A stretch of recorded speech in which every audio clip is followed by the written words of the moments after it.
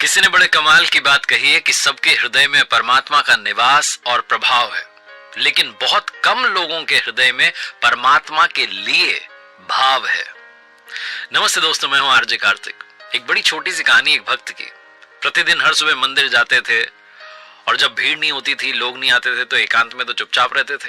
लेकिन जैसे ही भीड़ बढ़ने लगती थी, जोर जोर से जयकारे लगाने लगते, जोर जोर से जो है भजन गाने लगते, कीर्तन करने लगते, और लोगों को लगता है कि बड़ी कमाल की भक्ति कर रहे हैं, तो लोग जो थे उनका सम्मान करने लगे धीरे धीरे, और भगत जी कहकर के उनको बुलाने लगे। उनको बड़ा अच्छा लगता था। तो जैसे ही भीड़ बढ़ने लगती थी, और जोर से गाने लगते थे, और जोर से जयकारे लगाते थे, पूरा माहौल वो बना के रखते थे। महीने बीतते चले जा रहे थे, चतुर्मास का समय आया, तो एक महात्मा जी वहां मंदिर में आकर के रहने लगे। उन्होंने कहा कि जो चतुर्मास है, जो 4 महीने हम यहीं रहेंगे और पूजा पाठ करेंगे। तो वहां उस मंदिर में जो भक्त आते थे, उन्होंने बड़ा सम्मान किया महात्मा जी का। महात्मा जी बड़ी ज्ञान की बातें बताते थे। ये जो भगत जी थे, ये नोटिस करते थे कि वो महात्मा जी जब भीड़ आती थी तो थोड़ा चुप रहते थे, ज्यादा दिखावा नहीं करते थे भक्ति का। कोई उनसे पूछता, प्रश्न करता तो उसको जवाब देते थे। लेकिन जब भीड़ चली जाती थी, जब मंदिर में लोग कम हो जाते थे, तो फिर वो अपनी भक्ति करने लगते थे, भजन गाने लगते थे, जो भी उनका प्रोसेस था उसे करने लगते थे, ध्यान करने लगते थे।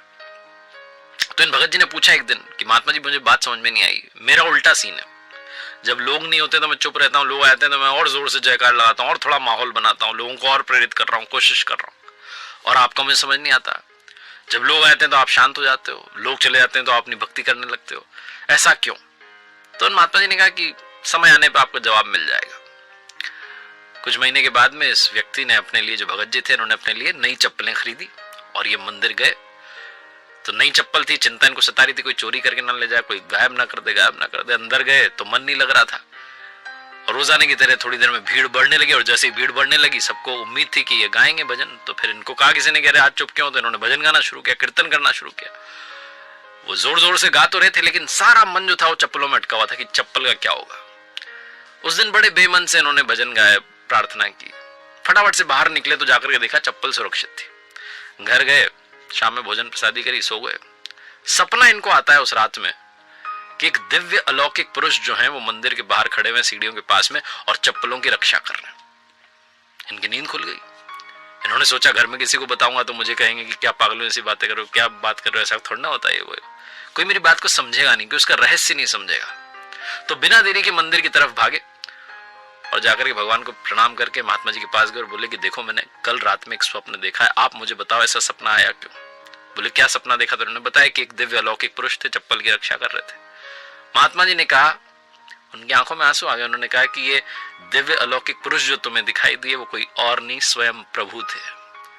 प्रभु तुम्हारी चप्पलों की रक्षा कर रहे थे और तुम्हें समझा रहे थे कि तुम मंदिर में होकर भी चप्पल की सोच रहे हो, और मैं मंदिर में होकर भी तुम्हारी चप्पल की रक्षा कर रहा हूं। जब तुम मंदिर में आ गए तो तुम्हें मेरे बारे में सोचना चाहिए था, तुम चप्पलों के बारे में सोच रहे थे, और मैं मंदिर में तुम्हारे सामने था, लेकिन तब भी तुम्हारी चप्पलों की रक्षा कर रहा था। अगर आपकी प्रार्थना सच्चे हृदय से है तो परमात्मा आपकी हर बात की चिंता करेंगे। आपको चिंता करने की आवश्यकता नहीं है, आपको सिर्फ उनकी चिंता करनी है, उनकी भक्ति की चिंता करनी है, और वो भी सच्चे हृदय से, सच्चे भाव से। उस दिन उस भक्त को समझ में आया कि ये जो महात्मा जी हैं, ये एकांत में भक्ति क्यों करते हैं।